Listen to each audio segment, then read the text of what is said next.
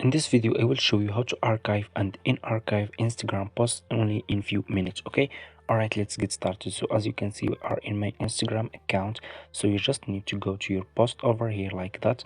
Then click on these 3 points over here and click on archive.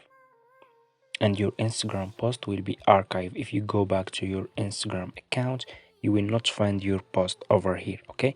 So if you want to in archive this Instagram post, what you need to do is you just need to click on these 3 lines over here, then click on archive, and you will find your Instagram post over here, okay?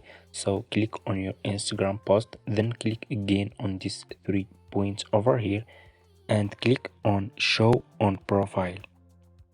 Click again on show on profile.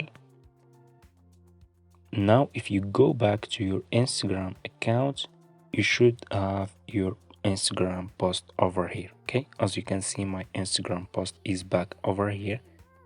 So that's how you can archive and in archive Instagram posts only in 1 minute. Thanks for watching and see you in my next video.